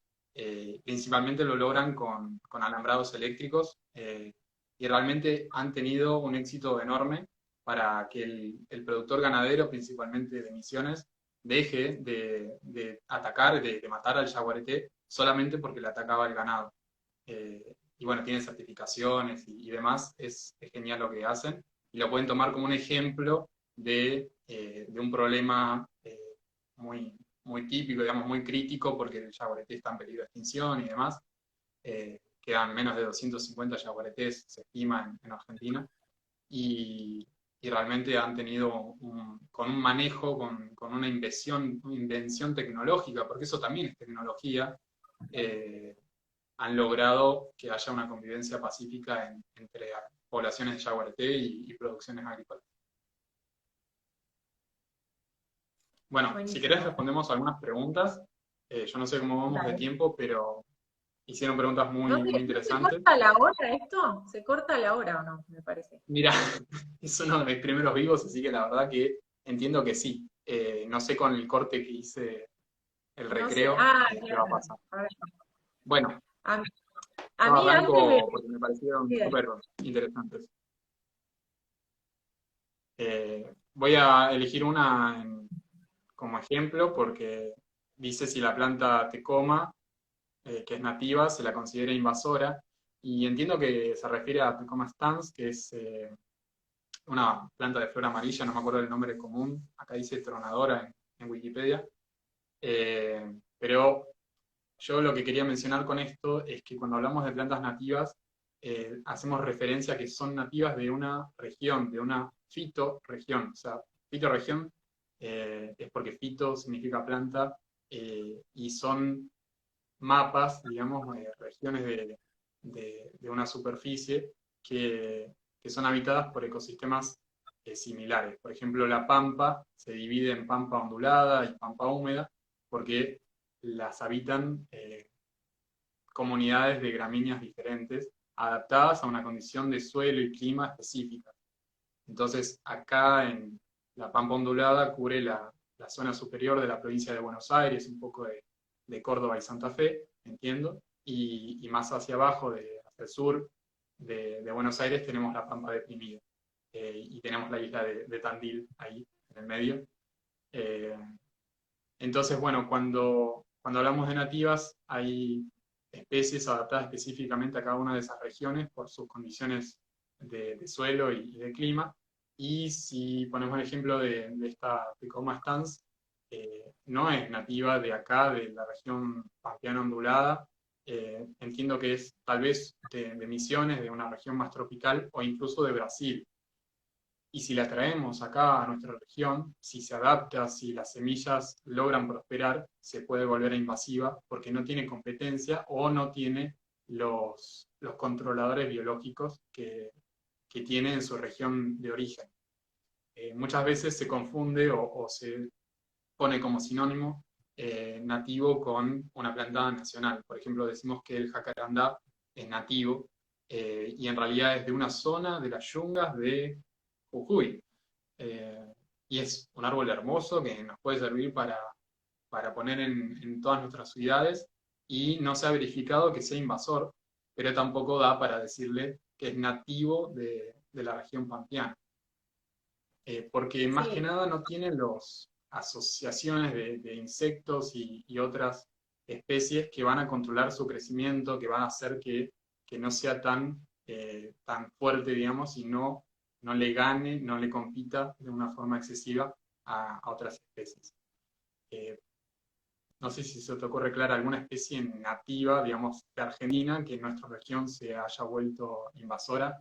Yo tengo algunas, No pero sé, son pero todos arbustos. lo que me parece importante decirles es que lo de nativo es un concepto que pretende tener un significado muy biológico, ¿no? Que haga sentido desde lo biológico. Entonces imagínense que qué sabe la planta, si está en Argentina o no, si es nativa de Argentina, de provincia de Buenos Aires, no saben dónde está el límite de Argentina. Entonces, como es un concepto que tiene un significado biológico, se relaciona con eso, ¿no? No con las fronteras políticas, sino con algo es nativo de un ecosistema. Entonces tiene un espacio, que es el espacio que ocupa ese ecosistema, y un momento en la historia también, ¿no? De evolutiva del planeta, porque si no, en algún momento también había helechos arbóreos en la Patagonia, cuando había dinosaurios, y ahora claramente los helechos arbóreos no son nativos de la Patagonia, ¿no? Entonces, algo es nativo de un lugar y de un tiempo geológico, ¿no? No es que va a cambiar de acá a 10 años, pero en términos geológicos sí. Y después lo otro importante, ahí el Tano está poniendo algunos ejemplos de algunas especies, como por ejemplo pezuña de vaca, que es nativa de algunos lugares de Argentina, pero que puede comportarse como invasora en otros. Hay una gran diferencia igual, que es que, o sea, siempre si vamos a tratar de buscar algo nativo, que sea nativo de las yungas, si estamos en Luján o en Carlos Ken o en Tandil, no nos dice mucho, ¿no? No es nativo de este ecosistema. ¿Es malo Y me eso fui muy necesariamente? lejos, me No, fui por muy ahí lejos, porque no. las yungas están bien arriba, Eso. pero acá la región puede cambiar de acá a 80 kilómetros. Si yo planto un ceibo Sí, en medio de la pampa, no solamente que le va a costar, realmente no es de ese ambiente, porque el ceibo está adaptado a crecer en el delta, en un lugar súper húmedo, es el primero en colonizar un albardón que se forma con la arena del río, y, y lo podemos poner en una plaza y es bellísimo, es la flor nacional, pero no es nativo de la pampa. eh, no lo quiero decir sí. como técnicamente, no es que esté en contra de eso, sino para entender el concepto y que todos sepamos por qué hablamos de una cosa y de la otra, ¿no? Sí, y hay dos cuestiones asociadas importantes a eso, que una me da pie Graciela ahí, que es una paisajista de acá de Tandil, como elijo árboles nativos para Tandil, dice ella. En realidad, cuando uno usa una especie, en Tandil no había árboles nativos originalmente, ningún árbol nativo, salvo tal vez algún sauce criollo que pudiera haber un arroyo, no lo sé fehacientemente, pero probablemente sí, pero ese era el único. Y sin embargo, ¿qué hacemos entonces? Porque para algunos espacios se necesitan árboles, ¿no? Para tener sombra, más elemental que eso. No para restaurar, no que porque el ambiente los necesite, pero sí porque nosotros como personas, como parte del ambiente, los necesitamos, ¿no? A mí no me gustaría vivir en una casa que no tuviera ni un árbol alrededor. Entonces, ¿qué hacemos? Mi criterio, el que uso en Pampeanas, por ejemplo, para decidir qué cultivar, es que cultivo árboles de las regiones vecinas. Eso hace dos cosas. Primero que reduce el riesgo de que se vuelvan invasores, porque si bien tal vez no tengan sus controladores biológicos acá en Tandil, sí los tienen muy cerca. Y esa especie no se va a no va a crecer descontroladamente porque es probable que si la especie llega y está cerquita a su controlador biológico, en algún momento llegue. Que es distinto a traerme uno de Asia, que nunca va a llegar al controlador biológico porque tiene un océano en el medio, Bueno, ¿no? salvo que lo traigamos, ¿no? ¿Eh? Salvo que lo traigamos. Algo que lo traigamos, pero eso tiene otros ¿Qué problemas pasa? asociados. ¿Qué hace? Y el otro criterio importante es que el espinal que rodea la región pampeana, que es como esa C que rodea toda la región pampeana, que sí hay árboles nativos, muchos de los árboles nativos que cultivamos en Pampeana son de esa zona, no es que siempre estuvo ahí. O sea, las especies tienen una distribución hoy que no es la misma que tenían hace 200 años, ni es la misma que van a tener dentro de 200 años, y eso es parte del funcionamiento de los ecosistemas. O sea, nosotros hoy estamos viendo una foto, pero las distribuciones de las especies son dinámicas. Entonces, sin ir más lejos, mi abuelo, por ejemplo, siempre cuenta que cuando él era chico, zorzales no había. Mi abuelo es de Copetonas, que es un pueblito que está cerca de Tres Arroyos, y él dice Con ese que nombre, no sí. había zorzales. No había, no existían. Probablemente no había Había horneros copetón. tampoco, porque no había dónde construir los niditos, ¿no? De barros, esto, no había un soporte, un árbol lo suficientemente grande como para eso. No había, bueno, muchas aves van expandiendo su distribución o retrayéndola según si hay o no lo que necesitan para vivir. Hay árboles más al sur, hay zorzales más al sur. Hay cada vez menos pastizales altos, por ejemplo el yetapá de collar, que es un ave que hoy por hoy vive en corrientes, en esos pastizales altos, con esas varas largas como si fueran cortaderas, un pajarito muy chiquito con una cola muy larga, muy linda, que necesita pastizales altos para vivir, y que vivía acá, pero hoy no tiene más pastizales altos, entonces se retrajo su distribución hasta Corrientes. Entonces, bueno, esto, ¿no? Las especies no tienen las especies son nativas de un lugar y de un momento de la historia geológica, eh, y eso tiene un sentido biológico porque tuvieron tiempo de tejer relaciones con otros organismos de ese mismo ecosistema, eso es lo que las hace nativas de ese ecosistema, y a su vez tienen distribuciones que van cambiando, no cambian de a 5.000 kilómetros, cambian un poco, ¿no? Pero bueno, esos son los criterios que nosotros usamos en Pampeanas para decidir cultivar o no un árbol, y hasta dónde esto de tomar prestadas especies de otros ecosistemas. Sí, bueno, creo que lo importante o lo que podemos empezar a hacer es saber si antes elegíamos una especie para poner cerca de nuestra casa por sombra, eligiendo con un criterio estético que nos guste, que sea lindo y demás, ahora le podemos agregar todas estas cuestiones de saber cuál es el efecto, qué relación tiene con el ambiente, de dónde viene esa especie originalmente. Y bueno, yo en un momento decía que había que investigar y saber mucho. Bueno, tal vez para estas elecciones primeras alcanza con Google, con poner fitoregión en un buscador o pedirle a información, no sé, a la universidad de tu ciudad o lo que fuera, tratar de encontrar información sobre cuáles eran las especies vegetales de tu lugar y las más cercanas, así no corremos el riesgo de traer algo que era de otro continente. Bueno, seguimos con las preguntas. Bueno, dice que vamos 1 hora 24 minutos, así que avanzamos. Se nos va a Y cortar en algún momento. sí, ¿Volvemos a entrar o no? bueno, No voy sé. a unir acá hay unas 3 preguntas que dicen el tema del cultivo de leguminosas en el campo y qué es ser rentable, si la sojización es rentable, y cómo se cuantifica la felicidad o la salud integral de la gente que restaura. Es súper importante todo eso. En especies nativas que fijen nitrógeno,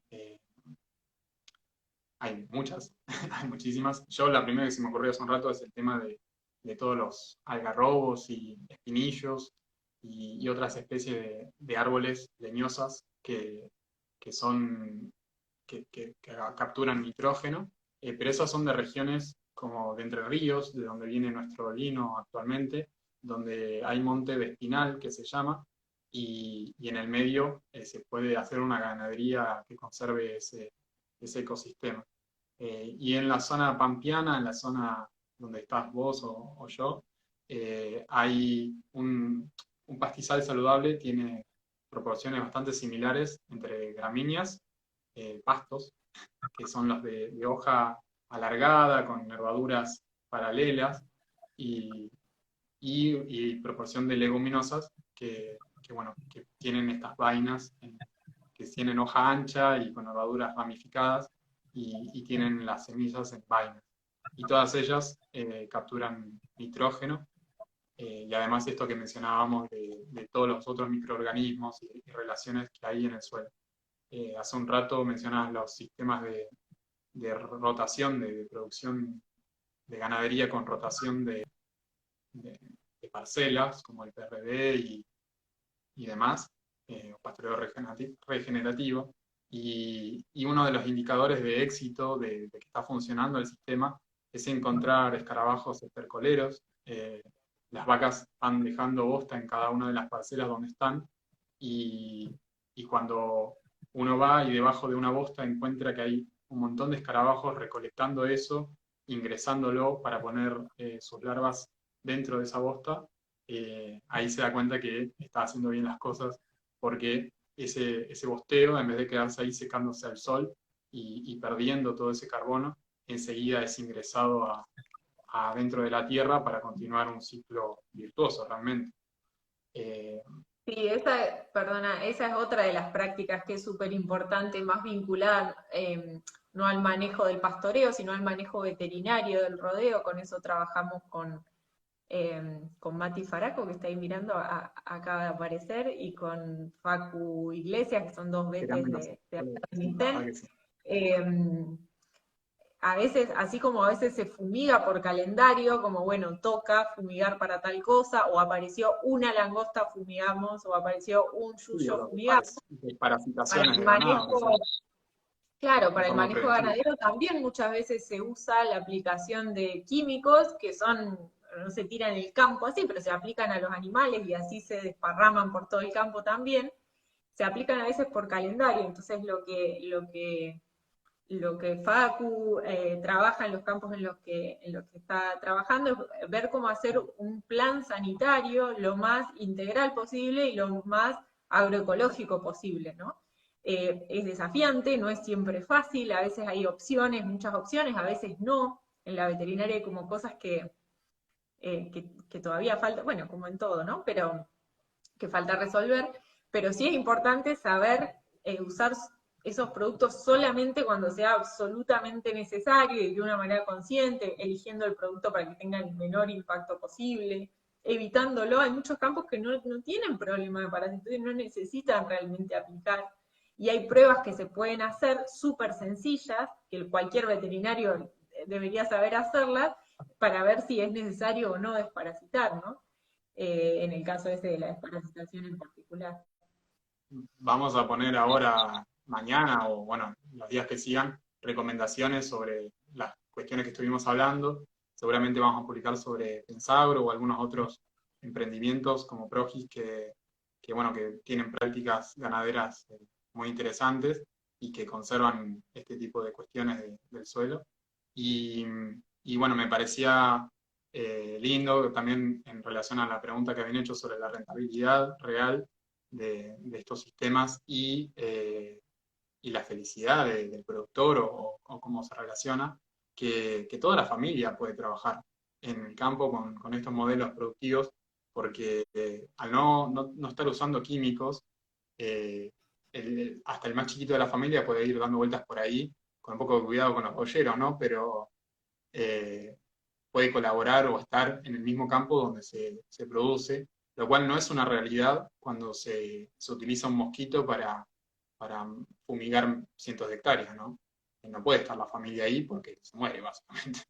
Y, y bueno, eso hace mucho y también a la población, o sea, el campo se despobló muchísimo porque no hay rentabilidad, o sea, no hay forma de vivir ahí en el campo. En cambio, cuando con estas producciones, por ejemplo, donde hay una intensificación y hay un manejo, se necesitan muchas personas más para producir de esa forma y aún así sigue siendo rentable, o sea, sigue siendo sostenible y se pueden sostener muchas familias, se genera trabajo para gran cantidad de personas y todos pueden estar ahí en el campo laburando, se generan comunidades de trabajo o comunidades eh, en general que realmente son muy lindas, mucho más interesantes que la migración de alguna provincia a la ciudad, a las grandes ciudades. Sí, totalmente. Yo a veces no menciono eso mucho porque parece como muy romántico, fanático, pero realmente empiezan a aparecer estas cosas de otro vínculo, ¿no? Con el lugar. A mí me gusta más que lo cuente en primera persona, a veces la gente que pasó por eso, pero vale la pena realmente contarlo. Del grupo de Gastón Pierri que está ahí, el grupo de productores de ellos de Chascomús, se inventaron el índice colchón, que es las ganas que te da medir el estado del potrero, obviamente que no es un índice que midan con numerito, pero sí miden con alegría, las ganas que te da de tirarte en un pastizal o no, cuando tiene un volumen espectacular y está todo No lo había lindo, escuchado. te dan ganas.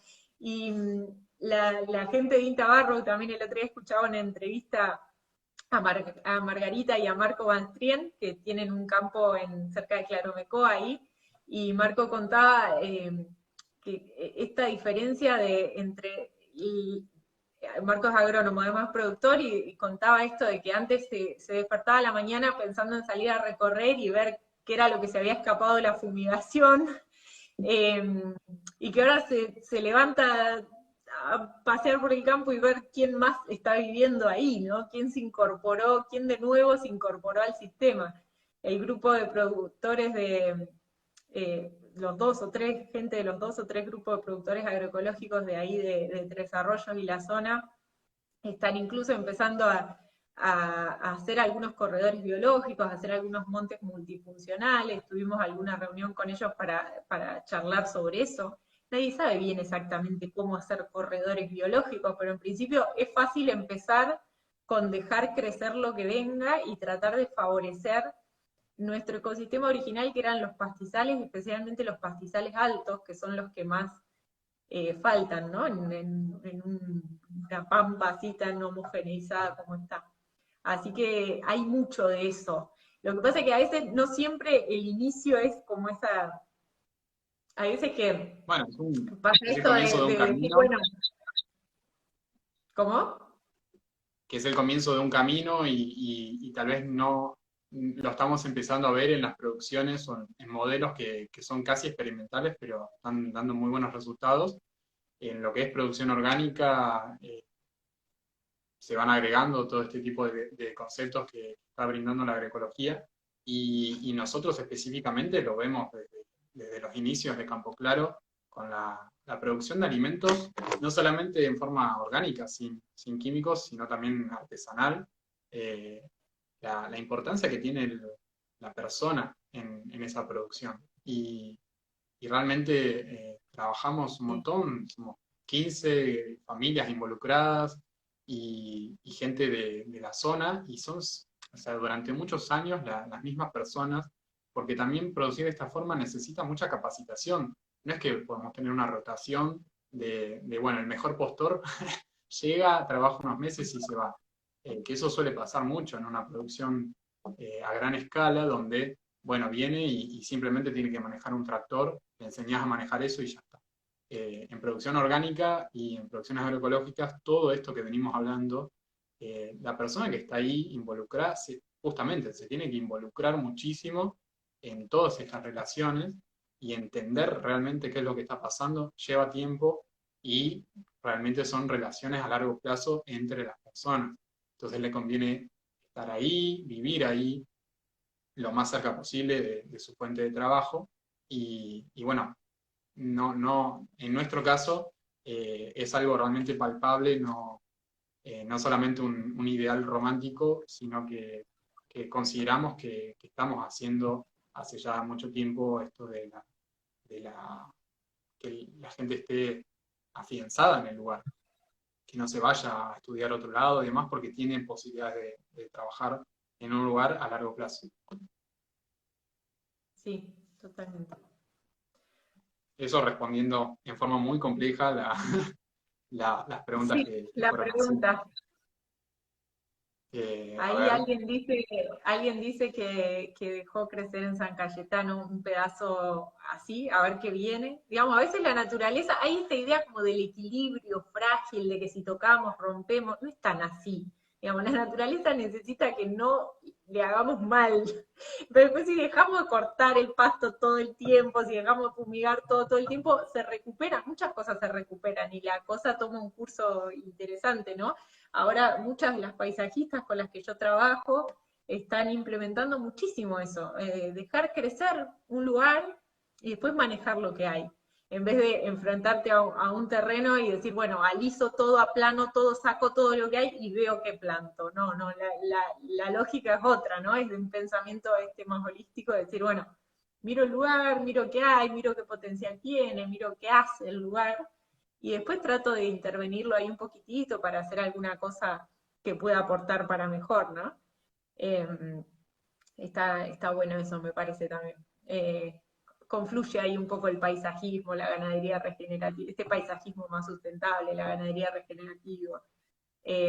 Porque todo tiene un concepto de diseñar el paisaje, de pensar en intervenir el paisaje, pero no el paisaje tipo el canterito de rosas o la postal del Lago del Sur, sino el paisaje en sentido amplio, ¿no? En el sentido del entorno que Sí, nos que incluye rodea con todo nuestras lo que eso viviendas, implica. ¿no? Y toda la infraestructura, las autopistas, eso también es paisaje y lo podemos pensar en distintas dimensiones, o sea, podemos ir para un lado o para otro. Eso es paisaje también y necesitamos pensarlo integrando la parte biológica y la parte de Ujú. sustentabilidad. Sí. Bueno, las preguntas que tengo anotadas acá tienen que ver con, bueno, otras especies de plantas como la enredadera flor de poeta o ojo de poeta, u otras cuestiones como relacionadas a qué especies plantar en una ciudad o en una vereda. Y bueno, esto, vamos a publicar seguramente el mapa de fitorregiones de Argentina o lugares donde pueden encontrar información sobre qué especies habitaban originalmente la región de donde esté cada uno. Así que bueno, si no, bueno, nos consultan. No, de nuevo, Campo Claro no es experto en fitorregiones, así que vamos a tratar de derivarlos a los que sí saben, como Clara. Eh, y bueno, creo que esta fue una oportunidad maravillosa como para empezar a conversar, a debatir y a saber todos nosotros un poco más sobre los lugares donde habitamos y producimos. Nosotros Sí, en el Molino realmente no, tenemos un camino enorme para transitar en este sentido porque durante mucho tiempo fue producir sin poner químicos y sin ponerle insecticida raída a las arañas o distintos tipos de plagas que uno puede tener en un establecimiento productivo. Pero ahora nos toca repensar el paisaje de donde está el molino, pensar, bueno, el bosque que rodea el molino está hecho de ligustros y acacios, entonces, ¿cómo podemos hacer para transformar esa realidad? Hace ya muchos años que tenemos un planteo muy eh, intenso, digamos, muy intensivo de la gestión de nuestros residuos. Producimos muy poca basura y separamos absolutamente todo para una cooperativa de reciclaje y también tenemos programas de compost, todo lo que es residuo orgánico y de papel y demás húmedo se composta. Pero bueno, tenemos ganas de seguir por ese camino, de generar nuevos productos que tengan que ver con esto. Vos, Clara, mencionabas que el trigo, el arroz, las especies que todos conocemos, han acompañado a la humanidad durante muchos, muchos años. Y si pensamos en esto, en contextualizarlas desde el punto de vista de si son nativas o no, ninguna va a ser nativa. O sea, a lo sumo el maíz es de América, de América del Norte, o el girasol es de América del Norte. Y entonces tal vez tenemos desafíos, tal vez un poco más a largo plazo, de encontrar producciones que sean un poco más armónicas con nuestros ecosistemas y que no tengamos que generar un trigo transgénico para que resista la sequía o ese tipo de cuestiones para seguir eh, alimentándonos. Eso nos parece absurdo. Así que vamos a ir completamente en el otro sentido y encontrar formas de regenerar. Soñamos con con que Carlos Ken y el partido de Luján sea una población que esté en medio de un mar de pastos, que le llamamos, y que sea una producción realmente armónica con el ecosistema, con un ecosistema sano. Bueno, muchas Sí, gracias, Clara, porque es gracias. muchísima la información que nos brindaste y esperamos que sea la primera de muchos encuentros. Claro. Les cuento que con Arno nos contactamos la primera vez porque Arno le escribió a Pampeanas para ver si había semillas de gramíneas nativas para poner en su establecimiento. Yo no tenía ni idea que era el director del Molino Campo Claro. Después me mandó fotos del lugar, empecé a ver todas las aves que registraba y digo, buenísimo, sabe un montón de aves también. Y lo invité a formar parte de la REA, que es esta red de restauración ecológica argentina. Y hace poquito se sumó para poner esto que están haciendo de una de estas actividades que pertenecen a la familia de actividades restaurativas, incorporarla también a la red, y fue una re sorpresa realmente para mí saber que estaba el Molino Campo Claro ahí, a pesar de que yo conocía y compraba los productos hace un montón. Así que lindo cómo se va entrelazando esa comunidad de gente también. Y aprovecho para invitarlos a formar parte de la REA, si quieren. La REA es una red de gente que está interesada en la restauración ecológica, interesada y haciendo algo, interesada y viendo qué es, interesada de alguna manera, y está dividida en nodos regionales, y a su vez nosotros en el nodo Pampas, que es el de Provincia de Buenos Aires, estamos divididos en grupos de trabajo por temas, y este año organizamos para formarnos a nosotros mismos, porque hay gente muy diversa, o sea, hay gente de la academia, hay paisajistas, hay productores, hay agrónomos, hay veterinarios, hay gente, un peluquero, por ejemplo, que está restaurando su pedazo de pastizal realmente, o sea, hay gente de todos los ámbitos. Entonces, para tratar de hablar un idioma en común y formarnos en estos temas, organizamos una agenda de charlas entre todos los participantes, y decidimos abrirla a todo público, así que por ahí te puedo compartir también esa información para que el que quiera se pueda sumar. Es una charla por mes, se transmiten por YouTube, por el canal de la REA, y quedan grabadas ahí, así que después podemos compartir esa información. La red de restauración, que ahí dice alguien que quiere saber más, la pueden buscar en Facebook, tiene una página de internet Lo vamos a también que se compartir llama también, Red. obviamente. Y bueno, pueden estar ahí atentos entonces al Instagram del Molino o de Pampeana, que vamos a estar subiendo las charlas. Muy bien, buenísimo. Bueno, Genial. una oportunidad Buenísimo. enorme y agradezco muchísimo a todos los que se sumaron. La verdad que estamos en un contexto que sigue siendo muy difícil para todos los argentinos y todo el mundo. Y especialmente nosotros en la familia de Molino estamos realmente eh, pasando por semanas realmente muy exigentes con situaciones complejas de atravesar. Así que ha sido muy lindo compartir un rato tan lindo que se involucren, que pregunten y demás. Y bueno, obviamente gracias, Clara, de nuevo. Y nos vemos, Un ¿no? gusto, un gusto. Gracias a todos por compartir la tardecita con nosotros. Bueno, seguimos conectados en estos días y esperamos Claro. que nos envíen los comentarios y las preguntas que hayan tenido. Nos vemos. Gracias. Adiós. Chau, chau.